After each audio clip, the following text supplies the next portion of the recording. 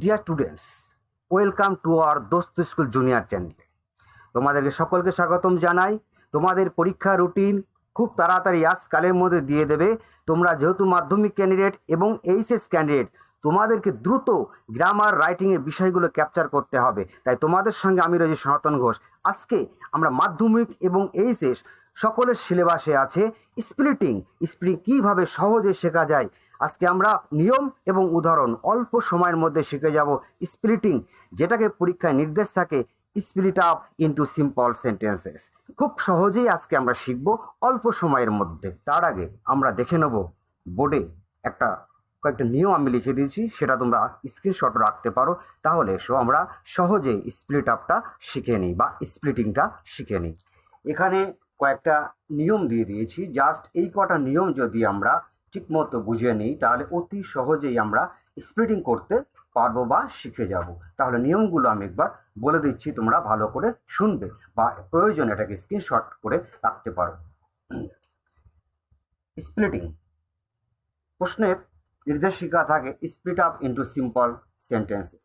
অর্থাৎ স্প্লিটিং যখন আমরা করব সেটা প্রত্যেকটা বাক্য হবে সিম্পল, অর্থাৎ প্রত্যেকটা বাক্যে একটা কর্তা থাকবে, অর্থাৎ সাবজেক্ট একটা, আর ফাইনাইট ভার্ব একটা থাকবে। অর্থাৎ স্প্লিটিংয়ে যে বাক্যগুলো হবে প্রত্যেকটা বাক্য হবে সিম্পল, একটাই কর্তা থাকবে, একটাই ফাইনাইট ভার্ব থাকবে। তার নিয়মগুলো আমরা একবার শুনে নিই। একটি সাবজেক্ট ও একটি ফাইনাইট ভার্ব থাকবে। পার্টিসিপল হিসাবে বিং, অর্থাৎ প্রেজেন্ট পার্টিসিপল হিসাবে বিং থাকলে প্রেজেন্টে মানে প্রেজেন্ট টেন্সে অ্যামিজার এবং পাস্ট টেন্সে ওয়াজার হবে। পারফেক্ট পার্টিসিপল হিসাবে হ্যাভিং থাকলে প্রেজেন্ট টেন্সে হ্যাভ এবং পাস্ট টেন্সে হ্যাড করে নিতে হবে। আইএনজি যুক্ত ওয়ার্ড অর্থাৎ প্রেজেন্ট পার্টিসিপল যদি থাকে, সেই আইএনজি যুক্ত ওয়ার্ডকে যদি আমরা ভার্ব হিসেবে ব্যবহার করতে চাই তাহলে প্রেজেন্ট টেন্স হলে ভার্বের প্রেজেন্ট ফর্ম ব্যবহার করতে হবে, পাস্ট টেন্স হলে ভার্বের পাস্ট ফর্ম ব্যবহার করতে হবে। হুইচ অর দ্যাট, এর পরে কর্তা যদি না থাকে তাহলে হুইচ দ্যাট যার পরে বসবে পরের বাক্যের কর্তাটি সেটিই হবে। ওকে, আর কয়েকটা বিষয় বলে নিই। স্প্লিটিং হচ্ছে বিভক্ত করা, অর্থাৎ জয়নিং, বিভিন্ন লিঙ্কার দিয়ে আমরা জয়নিং করি, দুটো তিনটে বাক্যকে আমরা যুক্ত করি। আর স্প্লিটিং হচ্ছে ঠিক তার বিপরীত, অর্থাৎ সেটা একটা কমপ্লেক্স সেন্টেন্স হতে পারে, কম্পাউন্ড সেন্টেন্স হতে পারে, এমনকি একটা সিম্পল সেন্টেন্স হতে পারে। সেটাকে ভেঙে টুকরো টুকরো করতে হবে, সেখান থেকে আমাদের বাক্য বানাতে হবে এবং সেই বাক্যগুলি একটাই কর্তা থাকবে, একটাই ফাইনাইট ভার্ব থাকবে। তাহলে প্রধানত মনে রাখবে যত রকম লিঙ্কার আছে, হোয়েন, হোয়াইল, দো, although, as, if, and, which, that ইত্যাদি যত লিঙ্কার আছে সমস্ত লিঙ্কারই বাদ যাবে। ওকে, তাহলে এইবার উদাহরণের মাধ্যমে আমরা স্প্লিটিংটা সহজ সরলভাবে বুঝে নেব। তাহলে আমরা এবার উদাহরণে যাচ্ছি। ওকে, তাহলে এবার তোমরা সহজ সরল উদাহরণের মাধ্যমে স্প্লিটিংটা একদম সহজে অল্প সময়ের মধ্যে শিখে যাবে। আসছি আমি উদাহরণ। দেখো বোর্ডের যে উদাহরণ আছে সেটা থেকে আমি কিভাবে স্প্লিটিং করব সহজ সরলভাবে। He told me that he would buy a car, এটাকে যদি স্প্লিটিং করি তাহলে আমাকে কিভাবে করতে হবে? স্প্লিটিং রোমান হরফে 1 2 লিখে স্প্লিটিংটা বুঝিয়ে দিতে হয়। দেখি, 1, একটা কর্তা হি, একটা ভার্ব টোল্ড, মি, তাহলে একটা কর্তা একটা ভার্ব আছে। তোমার মনে প্রশ্ন আসবে যে আমি কত পর্যন্ত লিখতে পারবো? হি টোল্ড মি আমি কোথায় গিয়ে থামবো? অনেক সময় তোমার মনে প্রশ্ন আসতে পারে। হ্যাঁ, তো আমার এই প্রশ্নটা আসবে, সেটার সমাধান কি? তোমার একটা জিনিস খেয়াল রাখতে হবে যে একটাই কর্তা থাকবে, একটাই ভার্ব থাকবে, অর্থাৎ দুটো কর্তা থাকবে না, দুটো ভার্ব থাকবে না। যখন তুমি এভাবে লিখতে লিখতে যাবে, যদি দ্বিতীয় কর্তা চলে আসে আর লিখবে না, বা দ্বিতীয় ভার্ব যদি চলে আসে তাহলে তুমি আর লিখবে না। একটা কর্তা একটা ভার্ব নেবে, বাকি যতটা লেখা যায় ততটা লিখে তুমি থামবে। ওকে, যেমন দেখো, হি কর্তা টোল্ড, হি কর্তা টোল্ড আ ভার্ব, তুমি কোনো সমস্যা নেই, কর্তা নয় ভার্ব নয়, দ্যাট আছে বলে আমি থেমে গেলাম। ওকে, তাহলে একটা হয়ে গেল। 2, দ্যাটের পরে কর্তা আছে, বলছে দ্যাটের পরে যদি কর্তা থাকে বা হুইসের পরে যদি কর্তা থাকে, দ্যাট বা হুইস বাদ ওর কোনো কাজ নেই। তাহলে দ্যাটের পরে কর্তা রয়েছে হি, আর আমরা ভার পাচ্ছি বাই, তাহলে উড বাই এ কার। এ কার কর্তাও নয় ভার্বও নয়, তাহলে এটা একটা কর্তা আছে একটা ভার্ব আছে, তাহলে হয়ে গেল স্প্লিটিং। সেকেন্ড উদাহরণ আসে, he booked a car which was imported. তাহলে প্রথমে কর্তা পাচ্ছি সি, ভার্ব পাচ্ছি বুকড, কত পর্যন্ত লিখতে পারছি আমি, এ কার। ওকে, তাহলে সি কর্তা, বুকড ভার্ব, এ কারের পরে হুইচ আছে, থেমে গেলাম। 2 নম্বরে আসি। 2 নম্বরে দেখো হুইজের পরে ওয়াজ আছে, তাহলে হুইজের পরে ওয়াজ কোনো কর্তা নয়, তাহলে বলেছে হুইজ দ্যাটের পরে যদি কর্তা না থাকে, যেহেতু আমার কর্তা লাগবে স্পিডিং করতে গেলে সাধারণত, তাহলে যেহেতু হুইজের পরে ওয়াজটা কর্তা নয়, তাহলে হুইজ যার পরে বসবে পরের বাক্যের কর্তা সে হবে। তাহলে হুইজটা কার পরে বসেছে, এ কার, তাহলে এই বাক্যের কর্তা কি হবে, এ কার। এবার এখানে একটা কথা বলে নিই, যদি এ অথবা অ্যান ব্যবহার করে আমরা কোনো একটা বাক্য লিখে ফেলি, তাহলে সেইটাকে যদি পুনরায় ব্যবহার করতে হয় তখন দা হয়ে যায়। এ কার আমরা একবার ব্যবহার করে ফেলেছি, তাহলে আমার কাছে সে নির্দিষ্ট হয়ে গেছে, তখন লেখার সময় এই জিনিসটাকে যদি আবার লিখতে হয় তখন আমাকে দা কার লিখতে হবে। তাহলে এখন বুঝতে পারছো হুইজ বসেছে এ কারের পরে, তাহলে নিয়ম অনুযায়ী কর্তা হবে এ কার, তা এ কার যেহেতু একবার লিখে ফেলেছি, তাহলে এই বাক্যের কর্তা হবে দা কার। তাহলে এই বাক্যের কর্তা হচ্ছে দা কার, the car. Okay, was imported. হচ্ছে স্প্লিটিং, সহজে স্প্লিটিং শিখলে। এইবার আমি আসবো হুয়ের নিয়মে। হুয়ের নিয়ম বলে দিই, হুর পরে দেখবে, হু সাধারণত ব্যক্তির পরে বসে, হুর পরে যদি কর্তা না থাকে তাহলে হু যার পরে বসবে পরের বাক্যের কর্তা সেটিই হবে। আমি একটা উদাহরণের মাধ্যমে বিষয়টা বোঝাচ্ছি, তাহলে এসো বোর্ডে আমরা এবার উদাহরণের মাধ্যমে বুঝে নিই হু কিভাবে আমরা ব্যবহার করব এবং হু থাকলে পারে কিভাবে আমরা বাক্যটার স্প্লিটিং করব। We met mister Das who was a teacher. তাহলে নিয়ম অনুযায়ী আমি শুরু করি উত্তরটা। কর্তা পাচ্ছি উই, ভার্ব পাচ্ছি met, we met mister Das, we কর্তা, মেট ভার্ব, মিস্টার দাস কর্তা নয় ভার্ব নয়, তাই জন্য লিখলাম। হু আছে বলে থেমে গেলাম। এবার হুইয়ের নিয়ম বলেছি, হুইয়ের নিয়ম অনুযায়ী হচ্ছে হুয়ের পরে যদি কর্তা না থাকে তাহলে হু যার পরে বসবে পরের বাক্যের কর্তা সেটিই হবে। তাহলে হুর পরে এখন ওয়াজ আছে, তাহলে কর্তা নেই, তাহলে হুটা কার পরে বসেছিল, মিস্টার দাসের পরে বসেছে, তাহলে পরের বাক্যের কর্তা কি হবে, মিস্টার দাস। মিস্টার দাস যেহেতু ম্যাসকুলিন জেন্ডার, পুরুষ বোঝাচ্ছে, সেহেতু আমি মিস্টার দাসের পরিবর্তে হি লিখতে পারি। তুই মন করলে মিস্টার দাসও লিখতে পারো, তাহলে আমি এখানে হি ব্যবহার করছি। তাহলে 2 নাম্বার স্প্লিটিং এর যে সেন্টেন্সটা হবে সেটা কি হবে দেখে নিন। হি ওয়াজ এ টিচার। তাহলে বুঝতে পারছো কত সহজ স্প্লিটিং বা split up into simple sentences করা যায়। এইবার আমরা আর একটা নিয়ম যাব। নিয়মটা হচ্ছে যদি কোনো বাক্যে হোয়ার থাকে, হোয়ারটা বাদ যাবে, আর হোয়ার যে বাক্যের সাথে সম্পর্কযুক্ত হবে সেই বাক্যের শেষে একটা দেয়ার দিতে হবে। অর্থাৎ আরেকবার বলি, যদি কোনো বাক্যে হোয়ার থাকে হোয়ার বাদ যাবে, আর উক্ত বাক্যের শেষে অর্থাৎ হোয়ার যে বাক্যের সাথে সম্পর্কযুক্ত থাকবে সেই বাক্যের শেষে একটা দেয়ার দেবো। তাহলে এবার আমরা হোয়ারের উদাহরণটা দেখে নেব যে হোয়ার থাকলে কিভাবে স্প্লিটিং এর বাক্যটা আমরা করব বা করতে হয়। ওকে, তাহলে উদাহরণের মাধ্যমে আমরা হোয়ারটাকে বুঝে নিই। তাহলে হোয়ার থাকলে কিভাবে সেই বাক্যটাকে আমরা স্প্লিটিং করব এবং হোয়ারটার পরিবর্তে আমরা কিভাবে দেয়ার বসাবো সেটা একবার আমরা উদাহরণের মাধ্যমে বুঝে নিই। এসো বোর্ডে উদাহরণের মাধ্যমে বুঝি। তাহলে আমাদের নিয়ম অনুযায়ী কর্তা হচ্ছে উই, ভার্ব হচ্ছে রিস্ট, তাহলে উই রিস্ট দিল্লি। যেহেতু হোয়ার আছে আমি থেমে গেলাম, একটা বাক্য হয়ে গেল। সেকেন্ড বাক্যে যা হোয়ারে পরে দেখো কর্তা হচ্ছে উই, হোয়ারে পরে কর্তা হচ্ছে উই, ভার্ব হচ্ছে ভিজিটেড, তাহলে আমরা 2 নম্বরে লিখতে পারি উই ভিজিটেড দ্য স্ট্যাচু। ওকে, এইবার এখান থেকে যখন আমি বাক্যটা একবার লিখে ফেলেছি, তাহলে এই হোয়ারের সাথে এই বাক্যের আর কোনো সম্পর্ক নেই। এখান থেকে যেহেতু আমি এটা লিখে ফেলেছি, তাহলে হোয়ারের সঙ্গে এই বাক্যের আর কোনো সম্পর্ক নেই। তাহলে হোয়ারের সাথে কোন বাক্যের সম্পর্ক? না, হোয়ারের সঙ্গে উই ভিজিটেড দ্য স্ট্যাচু এই বাক্যের সম্পর্ক। আগেই বললাম, হোয়ার যে বাক্যের সঙ্গে সম্পর্ক যুক্ত থাকবে সেই বাক্যের শেষে আমরা দেয়ার দেব। তাহলে যেহেতু where we visited the statue এই বাক্যের সঙ্গে যুক্ত আছে, উক্ত বাক্যের শেষে আমরা দেয়ার বসাবো। তাহলে নিয়ম অনুযায়ী বুঝতেই পারছো, এই বাক্যের শেষে আমাদের একটা দেয়ার বসাতে হবে। তাহলে এই বাক্যের শেষে আমরা দেয়ার লিখি। হয়ে গেল স্প্লিটিং। তাহলে পরের যে নিয়মগুলো আছে তার উদাহরণগুলো এবার আমরা বোর্ডে এক এক করে বুঝে নেব, কেমন?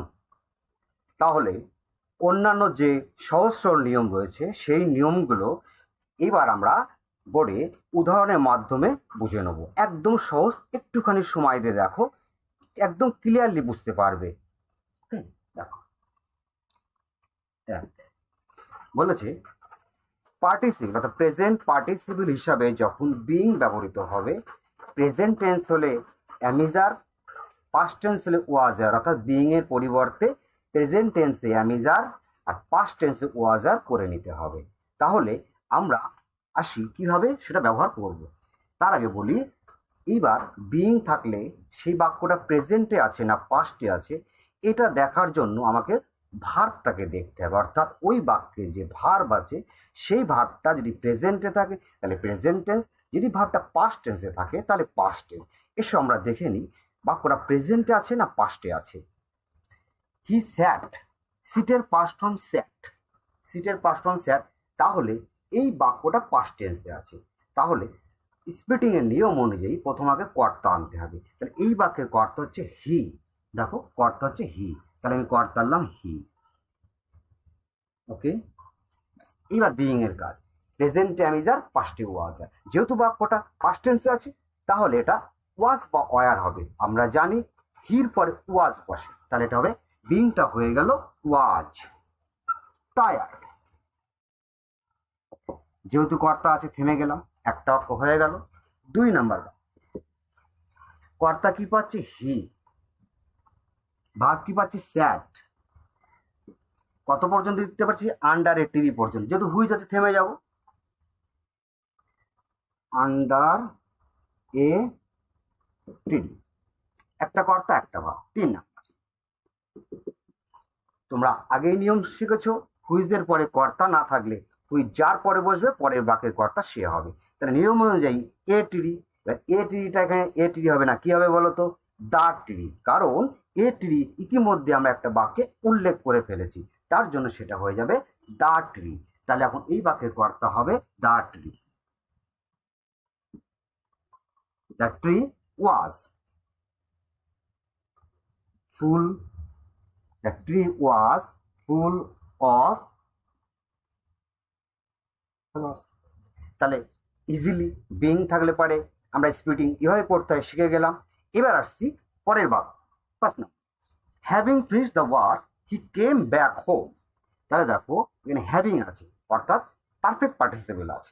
হ্যাভিং থাকলে যদি প্রেজেন্ট টেন্স হয় তাহলে তুমি হ্যাভাস করে নেবে, যদি পাস্ট টেন্স হয় তুমি হ্যাড করে নেবে। তাহলে নিয়ম অনুযায়ী আমাদেরকে প্রথমে কর্তা ইউজ করতে হবে। তাহলে এখানে কর্তা পাচ্ছি, দেখো আমরা কর্তা পাচ্ছি হি, তাহলে কর্তা লিখলাম হি। বাক্যটা প্রেজেন্ট আছে না পাস্ট আছে একটু আগে আলোচনা করেছি, সবসময় ভার্বটাকে দেখবে। দেখো কেম আছে, কামের পাস্ট ফর্ম কেম, তাহলে বাক্যটা পাস্ট টেন্সে আছে, তাহলে পাস্ট টেন্স থাকলে বলেছে হ্যাভিংটা হ্যাড হবে, আর প্রেজেন্ট টেন্স থাকলে হ্যাভিংটা হ্যাভাস হবে। তাহলে পাস্ট টেন্স যেহেতু আছে তাহলে হ্যাড হবে, তাহলে হির পরে আমরা হ্যাড বসালাম। তাহলে হি হ্যাড পেয়ে গেলাম। ফিনিশ থেকে লিখি, finished the work। 1। 2 নম্বরে আসি, 2 নম্বরে কর্তা পাচ্ছি হি, ভার্ব পাচ্ছি কেম, তাহলে হি কেম ব্যাক হোম। দেখো প্রত্যেকটা বাক্যে একটা কর্তা একটা ভার্ব আছে, তাহলে সিম্পল সেন্টেন্স, তাহলে স্প্লিটিং এর এটাই নিয়ম, সিম্পল সেন্টেন্স হতে হবে। তাহলে আমরা বিং এবং হ্যাভিংটা বুঝলাম। এইবার পরের উদাহরণ আসবো। ভার্বের সাথে আইএনজি যোগ অর্থাৎ প্রেজেন্ট পার্টিসিপল আছে। প্রেজেন্ট পার্টিসিপল অর্থাৎ ভার্বের সাথে আইএনজি যুক্ত ওয়ার্ড অর্থাৎ আইএনজি যুক্ত কোনো ওয়ার্ডকে যদি আমরা ভার্ব হিসেবে ব্যবহার করতে চাই, তাহলে সাধারণত প্রেজেন্টে ভার্বের প্রেজেন্ট ফর্ম এবং পাস্ট টেন্সে ভার্বের পাস্ট ফর্ম করে নিতে হবে। তাহলে নিয়ম অনুযায়ী আমাকে আগে কর্তা লিখে নিতে হবে। আগে কর্তা লিখে নিই। এর কর্তা দেখো হি, লিখলাম হি। বাক্যটা প্রেজেন্টে আছে না পাস্টে আছে, তাহলে ভার্বটাকে লক্ষ্য করতে হবে। ভার্ব দেখো আছে বিকেম, বিকামের পাস্ট ফর্ম হচ্ছে বিকেম, অর্থাৎ এই সেন্টেন্সটা পাস্ট টেন্সে আছে। তাহলে পাস্ট টেন্স থাকলে পরে আইনযুক্ত ওয়ার্ডকে যদি ভার্ব হিসেবে ব্যবহার করি, প্রেজেন্টে প্রেজেন্ট ফর্ম আর পাস্ট টেন্সে ভার্বের পাস্ট ফর্ম, তাহলে সলভের এখন আমাদের পাস্ট ফর্ম ব্যবহার করতে হবে। তাহলে সলভের পাস্ট ফর্ম হচ্ছে সলভড। তাহলে হি সলভ দ্য প্রবলেম। এক। দুই নম্বরে আমরা কর্তা পাচ্ছি হি, ভার্ব পাচ্ছি বিকেম, আর বাকি যা আছে সেগুলো কর্তাও নয় ভার্বও নয়। তাহলে বাকিটা লিখে দিই আমি। তাহলে হি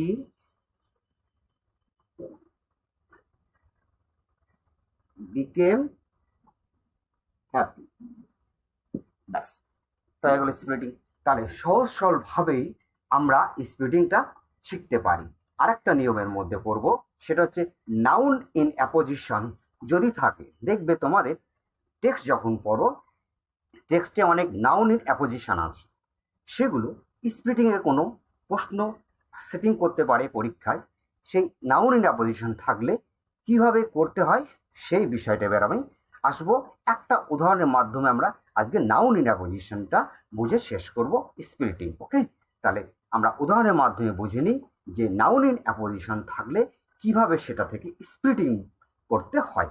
নাউন অ্যাপোজিশন হচ্ছে যে ওয়ার্ড কারোর পরিচয় তুলে ধরবে সেটাকে নাউন ইন অ্যাপোজিশন বলা হয়। যেমন মনিরুল, মনিরুলকে the manager of the bank, তাহলে এই মনিরুলের পরিচয় তুলে ধরছে কে? The manager of the bank. তাহলে the manager of the bank এই মনিরুল, এই যে বিষয়টা এটা হচ্ছে নাউন ইন অ্যাপোজিশন। এবার নাউন ইন অ্যাপোজিশন থাকলে আমরা কি করব?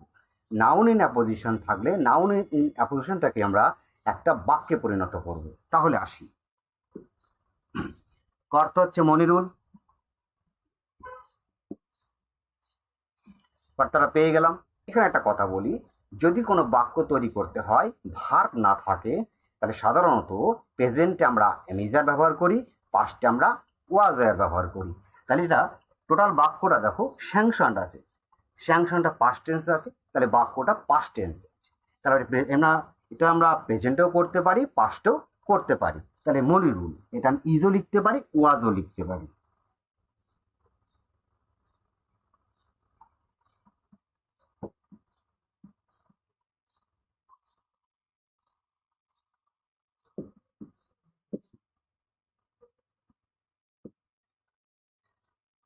গেল। তাহলে Monirul was the manager of the bank, একটা বাক্য হলো। দুই নম্বরে বাক্য হি, এই যে দুই নম্বর বাক্য স্যাংশনটা পেয়েছি। তাহলে দুই নম্বর বাক্যটা কি হবে?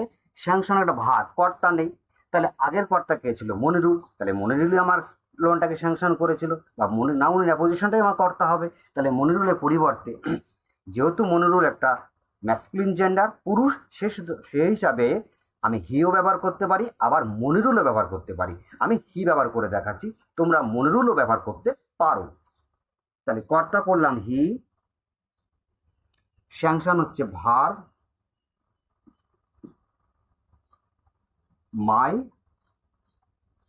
লোন। ওকে, তাহলে একটা কর্তা একটা ভার রয়েছে, একটা কর্তা একটা ভার। তাহলে নাউন ইন অ্যাপোজিশন থেকে কিভাবে আমরা স্প্লিটিং সেন্টেন্স তৈরি করি সহজে শিখে গেলাম। লাস্ট আর একটা বিষয় আমি যাব, অ্যান্ডের বিষয়ে। আমি উদাহরণ দেবো অ্যান্ডের বিষয়। বলে নিই, অ্যান্ড থাকলেই যে বাক্যটাকে ভাঙতে হবে, আমাকে দুটো বাক্য তৈরি করতে হবে, বিনা কারণে করব না। আমরা অ্যান্ডের পরে যদি কর্তা ভার্ব থাকে তাহলে সেটাকে ভাঙবো নতুবা বিনা প্রয়োজনে ভাঙবো না। একটা উদাহরণের মাধ্যমে অ্যান্ডের বিষয়টা বলি, তাহলে ভালো বুঝতে পারবে। দেখো, he went to market and bought a pen. তাহলে আমাকে স্প্লিটিং করতে হবে। কর্তা পাচ্ছি হি, ভার্ব পাচ্ছি ওয়েন্ট টু মার্কেট, ব্যাস। অ্যান্ড আছে বলে থেমে গেলাম কেন? কারণ অ্যান্ডের পরে দেখো ভার্ব আছে, ব্যাস। এরকম অ্যান্ডের পরে যদি কর্তা ভার্ব থাকে তাহলে থেমে যাব, নইলে বিনা কারণে থামবো না। তাহলে এ পর্যন্ত একটা হলো। 2 নম্বরে অ্যান্ডের পরে আমার বট আছে। বট মানে ভার্ব, বট মানে কেনা একটা ভার্ব। তাহলে আমার কিসের প্রয়োজন? আমার প্রয়োজন কর্তা। অ্যান্ডের ক্ষেত্রে কর্তা কি হয় সিলেক্ট করতে হবে। আমি সহজ সরল নিয়ম বলি। দেখো, যদি কোনো ভার্বের আগে অ্যান্ড থাকে তাহলে সেই ভার্বের সম্পর্ক হবে আগের ভার্বের সঙ্গে। তাহলে বট একটা ভার্ব, তার আগে অ্যান্ড আছে, তাহলে এই বট ভার্বের সাথে সম্পর্ক হবে আগের ভার্বের সঙ্গে। ক্লিয়ার? বুঝতে পারছো? ভার্ব হচ্ছে বট, এর আগে অ্যান্ড আছে, বট ভার্বের আগে অ্যান্ড আছে, তাহলে এই বটের সাথে সম্পর্ক হচ্ছে এই ভার্বের। সম্পর্ক যখন আছে, এই এর সাথে এর সম্পর্ক আছে, এর কর্তা যদি এ হি হয় তাহলে বটের কর্তা হি হবে, কারণ দুজনের সম্পর্ক আছে। তাহলে এখন কি বুঝলাম? তাহলে বটের কর্তা কি হবে? হি। তাহলে বটের কর্তা পাচ্ছি আমরা হি। তাহলে হি বট এ পেন। ওকে, তাহলে আমরা সহজেই নিয়মগুলো অ্যাপ্লাই করে স্পিডিং করা শিখে গেলাম। তাহলে সহজ সরল নিয়মের মাধ্যমে সহজে আমরা স্পিডিং শিখতে পারি, যা তোমরা নিয়ম এবং উদাহরণের মাধ্যমে দেখলে। এবার কে কেমন বুঝেছো? কোনো সমস্যা থাকলে আমাদেরকে কমেন্ট করে জানাতে ভুলবে না। আমি একটা দিচ্ছি, সেটা স্পিডিং করে কমেন্ট বক্সে উত্তরটা পাঠিয়ে দেবে। তাহলে ডিয়ার স্টুডেন্টস, তোমরা আজকে সহজেই সহজ সরল নিয়মের মধ্য দিয়ে স্প্লিটিং বা স্প্লিট আপ ইন্টু সিম্পল সেন্টেন্সে শিখলে। তোমাদের জন্য বাড়িতে একটাই কাজ দিলাম, এটাকে স্প্লিটিং করে কমেন্ট বক্সে উত্তর পাঠাবে, আর কেমন বুঝলে সেটা অবশ্যই জানাবে। আর আমাদের চ্যানেলটাকে যদি সাবস্ক্রাইব না করে থাকো তাহলে এখনই সাবস্ক্রাইব করো এবং দোস্ত স্কুল জুনিয়রের সঙ্গে সহজ সরল উপায়ে অল্প সময়ের মধ্যে ইংরেজিটা শিখতে থাকো। Thank you everybody.